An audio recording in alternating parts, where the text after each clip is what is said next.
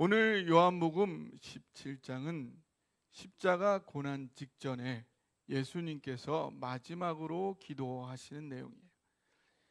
17장 이후 18장에서 바로 예수님은 가룟 유다가 데려온 로마 군병에 의해 잡히시게 되고 끌려가 재판을 받고 십자가에 못 박혀 죽으시게 되는 거죠. 그 고난 직전에 드리시는 마지막 기도. 그러니 얼마나 간절하고 얼마나 중요한 기도를 드리시겠습니까? 그 중에서도 1절에서 5절은 바로 예수님 당신 자신에 대한 기도니까, 또 그 중에서도 가장 중요한 기도가 아니겠습니까? 근데 그 기도의 내용이 뭔가 하면 처음에 아들로 아버지를 영화롭게 하게 하소서라는 거예요. 근데 어떻게 해야 아버지를 영화롭게 할 수 있다는 거죠? 그게 4절에 보니까 아버지께서 내게 하라고 주신 일을 내가 이루어서 아버지를 영화롭게 한다 하셨어요. 그럼 하나님 아버지께서 예수님께 하라 주신 그 일은 또 뭘까요?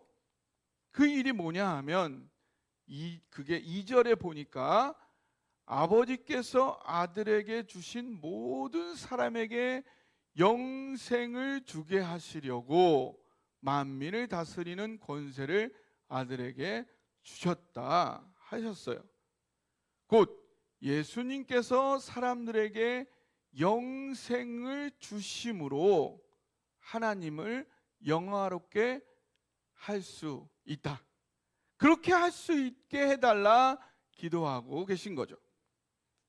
예수님은 이 땅에 오신 이유가 뭐냐? 우리에게 영생을 주시기 위해서. 그를 위해 십자가 고난을 받으신 거고, 그를 위해 부활을 하신 거고, 우리가 영생을 누리게 됨으로 하나님을 진정으로 영화롭게 할 수 있게 되었다. 그래서 오늘 마지막 그 순간에도 그것을 위해 기도를 하고 계신 거예요. 죽음을 앞둔 예수님께서 가장 중요하게 생각했던 것, 그게 뭐라고요? 우리에게 영생을 주시는. 그러니 현재 우리도 신앙생활을 하면서 가장 중요하게 생각해야 하는 게 뭘까요? 바로 영생이다. 그런데 영생이 뭘까요? 영생이 뭐죠? 영원히 죽지 않는 것, 영원히 사는 그런 걸까요? 그게 예수님께서 우리에게 그토록 간절히 주시고자 소원하던 그 모든 걸까요? 그걸 위해 예수님께서 이 땅에 육신을 오셔서 친히 십자가에 죽으시고 사흘 만에 모든 어둠과 죽음을 이기시고 부활하셔야만 했던 그 모든 걸까요?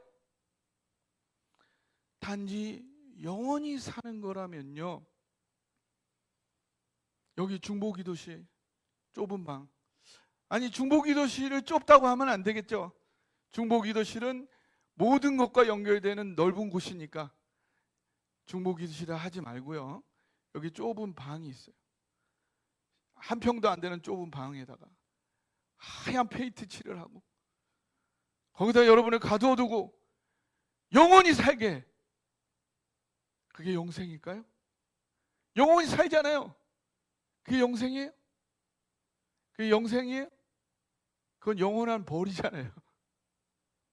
영원한 벌이잖아요. 그건 하나님이 주시고자 하는 게 단지 그걸까요?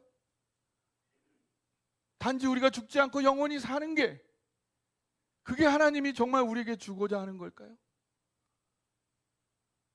어차피 우리의 영이라는 것은 지옥에 있든 천국에 있든 영원한 거예요. 그럼 중요한 건 뭐예요? 양이 아니라 질이라는 거죠. 어떻게 사느냐가 중요한 거예요. 어떻게 존재하느냐가 중요한 거라는 거예요. 그 질이 중요한 거예요. 그 질이 뭐냐? 그 질의 의미가 뭐냐? 어떻게 사는 거냐?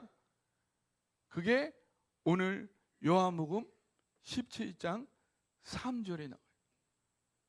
그 비밀을 알아보겠습니다. 요한복음 17장 3절 한번 같이 읽어볼까요? 시작.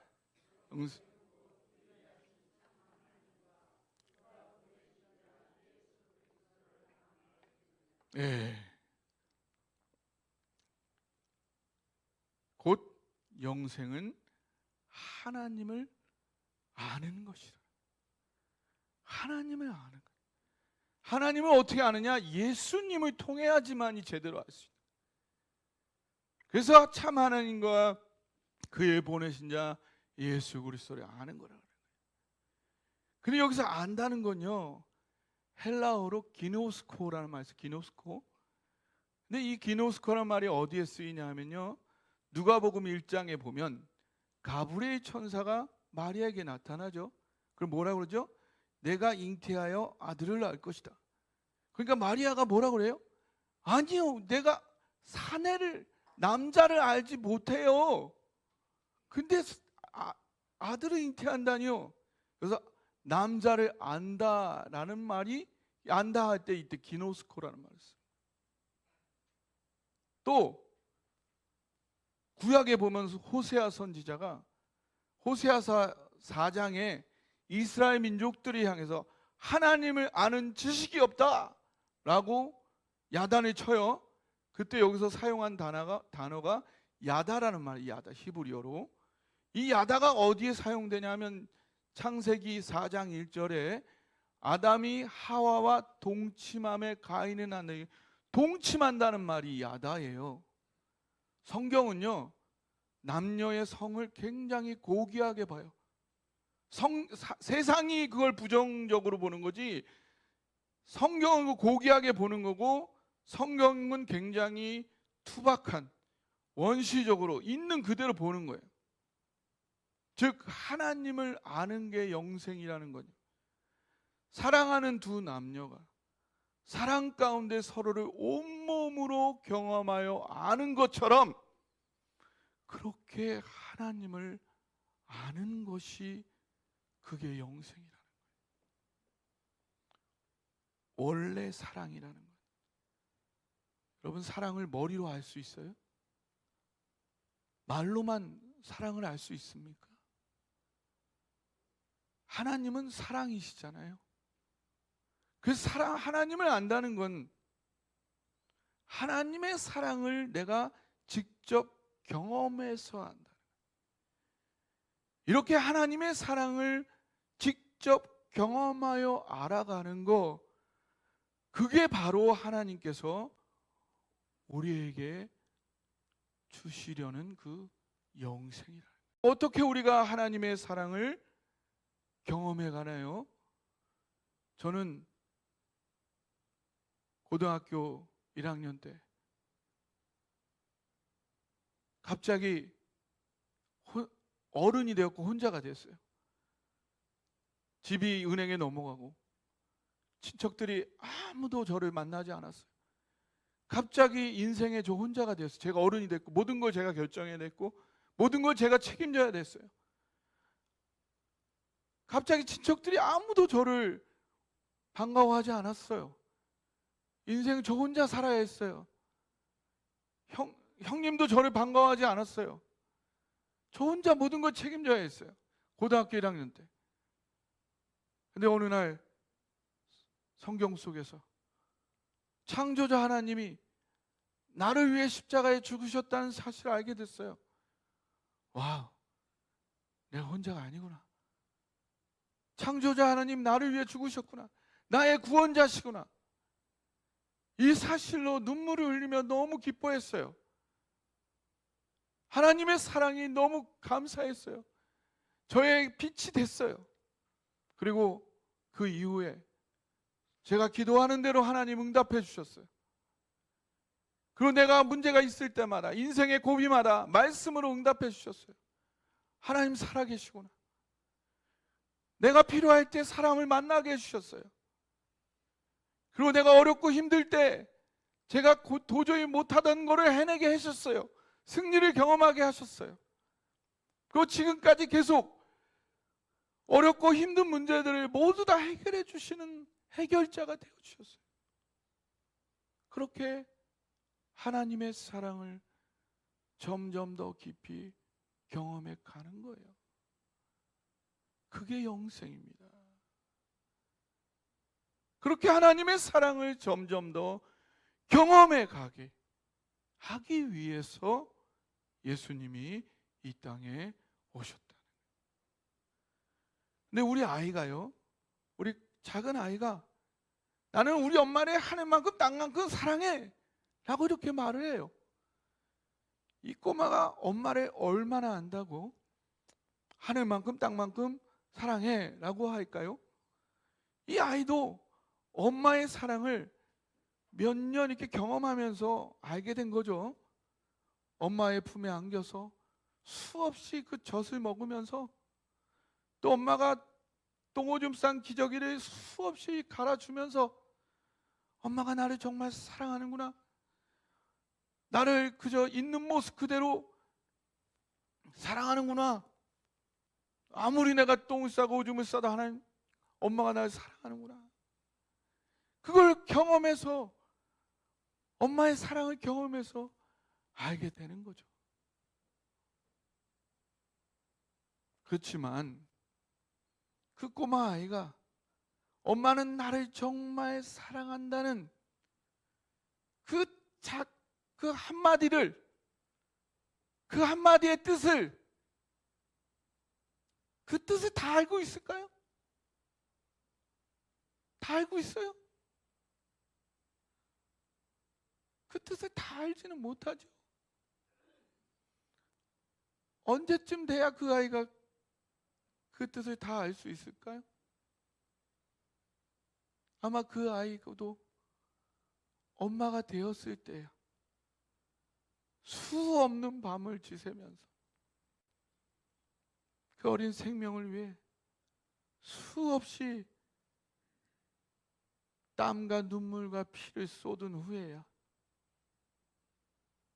자신이 부모에게 받은 사랑이 무엇이었는지를 그때야 비로소 어느 정도 헤아릴 수 있게 되겠죠? 그걸 헤아릴 수 있게 되면 부모님은 나이가 드시고 힘이 빠지고 또 내 곁에 없게 되겠죠? 그렇지만 하나님은 내 곁을 떠날 리가 있어요, 없어요? 없으죠. 부모님의 사랑도요, 그 의미를 헤아리기 위해서는 오랜 세월이 걸려요. 그런데 하나님의 사랑을 다 경험하여 알아 누리려면 얼마나 많은 과정이 필요하겠습니까? 예수님의 십자가를 바라보면서 그 깊은 사랑을 깨닫고 하나님께서 나를 생명 바쳐 사랑하신다, 이 한 가지 사실을 믿을 때 우리는 구원을 받아 하나님의 자녀가 되는 거예요. 이때 우리 안에 영생이 시작되는 거예요. 그런데 이렇게 영적으로 태어났다 해서 하나님께서 나를 생명 바쳐 사랑하신다, 이 하나님 사랑의 뜻을 다 안다 할 수 있을까요? 나는 우리 엄마를 하늘만큼 땅만큼 사랑해 라고 외치는 그 어린아이 수준 정도로 하나님 사랑을 알고 있는 거 아닐까요? 하나님께서 나를 생명 바쳐 사랑하신다는 이 한마디 속에는 더 경험하고 알아가야 할 어마어마한 보화, 무궁무진한 역사가 거기에 엄청나게 아직 남겨져 있다는 것입니다. 그래서 나를 향한 하나님의 사랑을 점점 더 풍성하게 깊이 있게 점점 더 알아가는 것, 그게 바로 하나님께서 우리에게 허락해 주신 영생이라는 거예요. 예수님께서는 단지 우리에게 그 영생이 시작되기 위해서만 십자가를 지신 게 아니에요.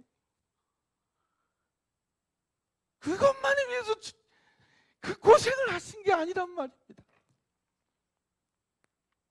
그 영생이 끝없이 계속 자라서 하나님의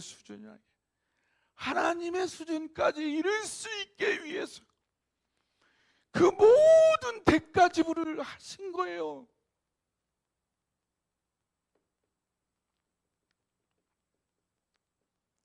그걸 낭비하고 있으면 하나님이 얼마나 안타깝겠습니까?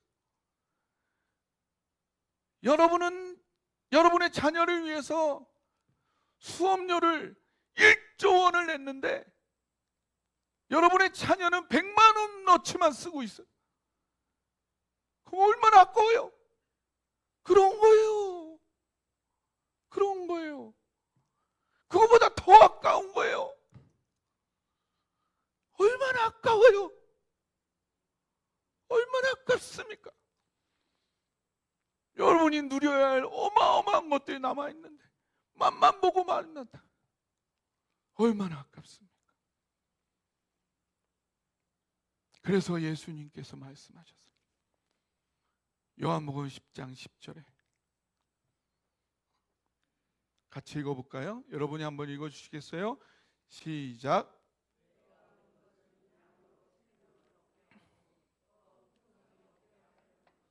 아멘. 그러므로 우리 신앙이란 영생의 삶인 거고요, 하나님의 사랑을 점점 더 풍성히 알아가는, 그게 우리의 신앙생활이에요. 이게 가장 중요합니다. 그래서 저는 우리 교회가 이 영생의 삶, 하나님의 사랑을 점점 더 알아가는 그 일에 가장 많이 집중했으면 합니다.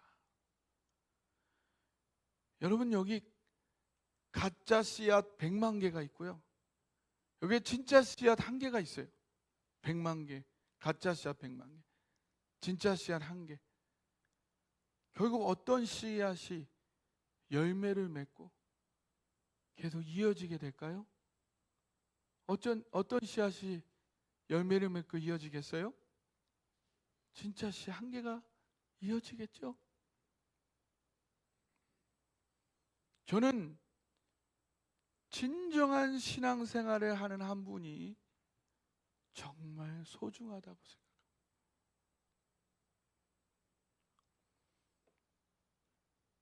지난 금요일 한 권사님께서 교회에 나오셔서 기도하시고 가셨어요. 교회까지 나오시지 않으셨어도 함께 기도하신 분들이 많이 계시다고 저는 믿습니다. 우리가 외적으로 많은 수가 모이는 것도 나쁜 일은 아니겠지요. 그러나 더 중요하고 소중한 일은요, 이 본질적인 신앙, 하나님을 알아가는 일, 하나님의 사랑을 알아가는 일에 우리가 집중하는 거예요. 그리고 저는 그런 일들이 점점 더 우리 안에 늘어가기를 간절히 원해요. 어차피 하나님께서 우리에게 주시려고 하는 영생의 삶은요, 양적인 것보다는 질적인 거예요. 질이 양을 이기게 되어 있어요. 시간이 가면 자연스럽게 진짜가 가짜를 이기게 되어 있어요. 우리가 평안히 진정한 영생의 삶을 우리가 먼저 풍성히 누리다 보면요, 하나님께서 알아서 하나님의 일을 우리를 통해 하나님이 이루어 가시고. 여러분, 여기 빛나는 등이 있어요. 막 빛나요. 그럼 그 등을 누가 이 밑에다가 두겠습니까? 어떻게 해요? 여기 빛나면 여기 위에 달아두겠죠. 밝게. 우리 안에 빛이 있다면요, 우리 안에 복음의 생명력이 있다면요, 우리 안에 생명력이 막 역사하고 있다면요, 여러분의 생명의 기쁨이 막 넘쳐나고 있다면요, 하나님이 그걸 가만두겠냐고요? 하나님이 그걸 사용하시겠죠. 우리가 그것도 없는데 그걸 높이 들려고 받자죠. 중요한 건 우리 안에 빛이 갖는 거예요.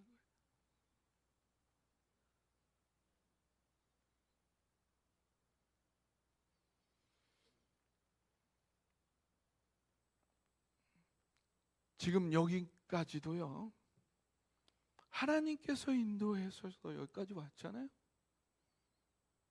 우리가 인간의 힘, 인간의 죄로 우리가 여기까지 왔나요? 하나님 인도하셔서 여기까지 왔어요. 그 누가 부인할 수 있습니까? 여기까지 하나님이 인도하셔서 왔다면요, 앞으로는, 지금까지 하나님께서 인도하셔서 왔으면 앞으로는 인간의 지혜, 인간의 힘으로 가야겠어요? 앞으로도요 우리가 의지할 길은 하나님의 길, 하나님의 방법, 하나님의 지혜밖에 없는 줄 믿습니다. 지금까지 그래왔듯이요, 우리 여기 남은 사람들이요, 하나님 뜻 안에서 평안히 하나님의 길을 충실히 가기만 한다면 하나님께서는 우리가 상상하지도 못했던 방법으로 길을 여시고 우리를 통해 하나님 기뻐하시는 일을 이루어 가실 것입니다.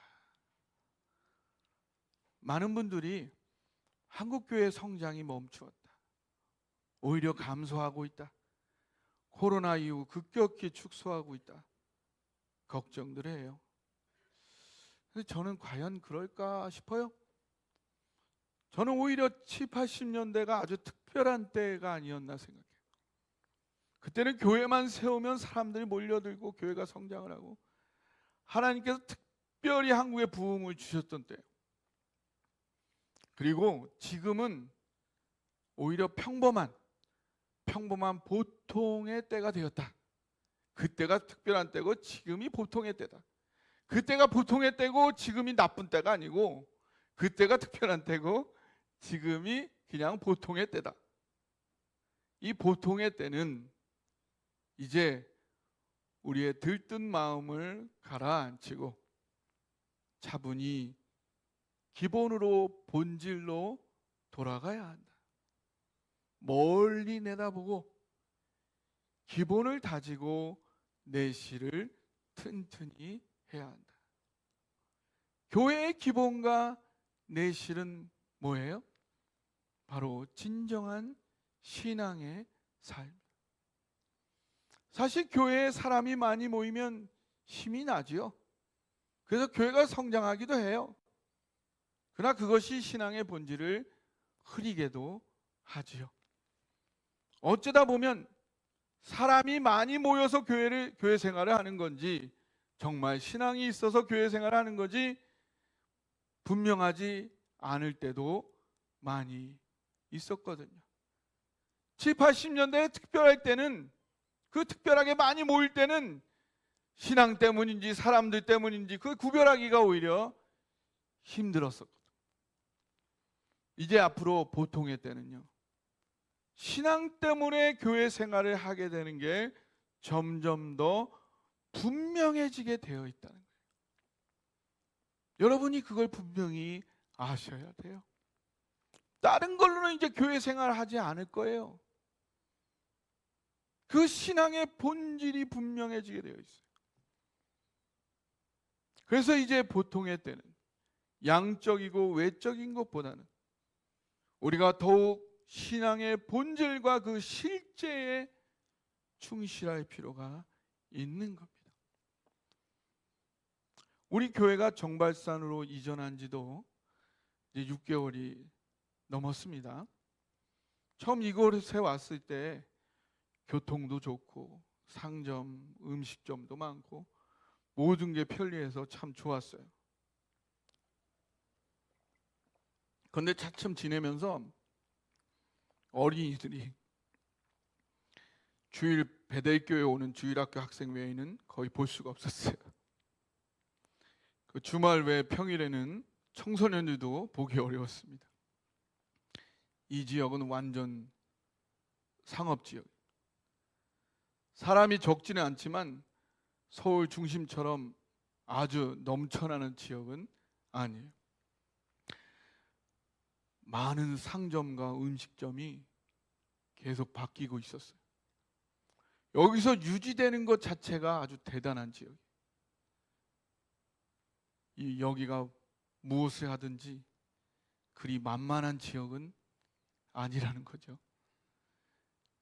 그 사실을 아는 순간 제 등에 땀이 흐르기 시작했습니다.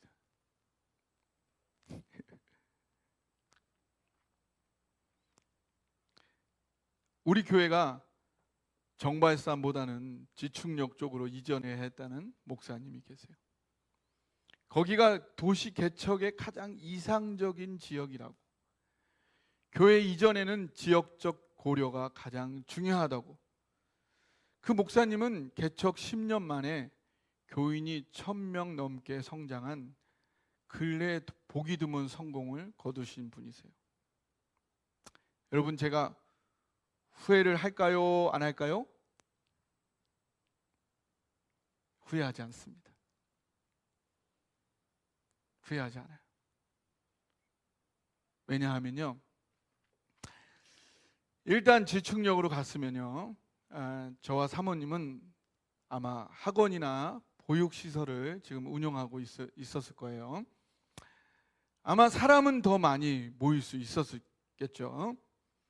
하지만 3억 원 정도 아마 대출을 받았어야 했을 거고요. 그러면 아마 저와 사모님은 여러 가지로 엄청 바쁘게 살아야 했을 거예요. 그러면 새로운 사람들, 새로운 일들 챙기느냐고 우리 성도님들과 여유 있는 시간들 거의 불가능했을 거예요.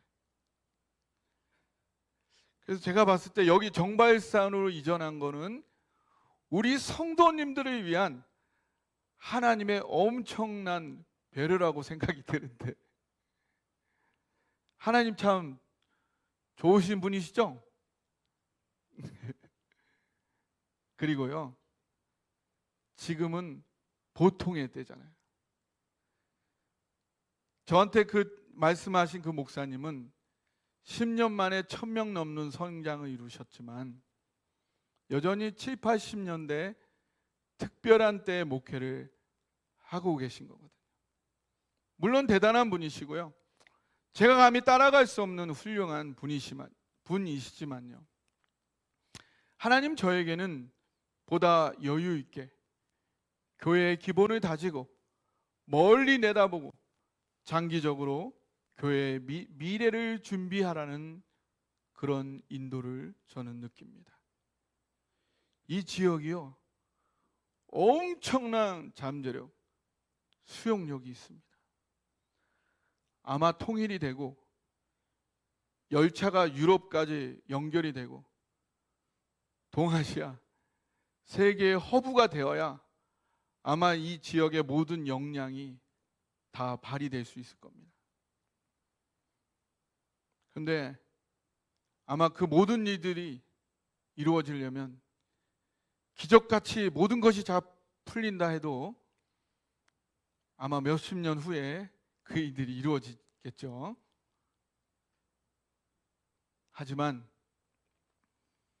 가족들 매장할 굴이 있는 막벨라 밭을 터무니없이 비싼 값을 치르고 샀던 그 아브라함처럼요. 오늘 신앙의 본질을 제대로 살아내는 우리 사랑동산 교인들의 정발산 이 성전이 미래에 하나님께서 세계 선교의 허브로 귀하게 사용되기를 간절히 소원하는 것입니다. 그리고 요즘 청년들이 많이 안 보인다고들 하시는데요. 청년들이요, 처음에는 지축을 정발산보다 더 좋아했거든요. 서울에서 더 가까우니까요. 그런데 정발산에 와보더니 생각이 싹 바뀌었어요. 와보니까 모든 게 다 있었거든요. 근데 정작 이전에 하고 보니까요, 이 지역적인 한계를 완전히 극복할 수는 없었어요.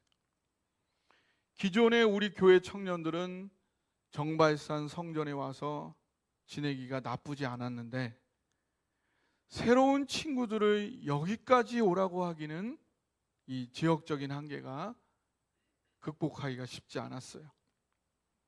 그리고 제가 담임 목회를 하다 보니까요, 담임 목회하기 전만큼 청년들과 시간을 많이 함께 할 수가 없었어요. 그러다 보니 청년들을 전처럼 챙길 수도 없었죠. 청년들은 시기상 계속 변화가 있는 사람들이고 거기에 맞춰서 살펴주어야 하는데 그럴 수가 없었어요. 어쨌든 저는 담임 목회를 하게 된 결과 청년들을 좀 놓치게 되었네요. 그럼 제가 담임 목회하게 된 걸 후회할까요? 안 할까요? 예, 후회하지 않습니다. 왜냐하면 이 모든 결정과 인도가 하나님의 것이기 때문입니다. 잠언 16장 9절, 사람이 마음으로 자기의 길을 계획할지라도 그의 걸음을 인도하시는 이는 여호와시니라. 저는 인생을 살면서 이 말씀이 진리라는 것을 거듭거듭 확인해 왔어요. 제가 담임 목사가 되는 과정이 그랬고요.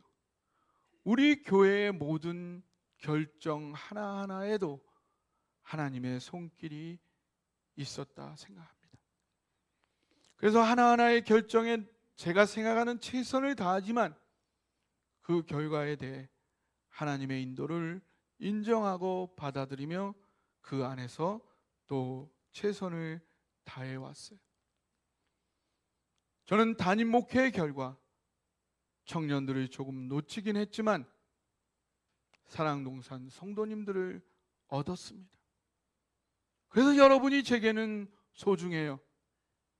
여러분은 하나님께서 제게 주신 분들이니까요.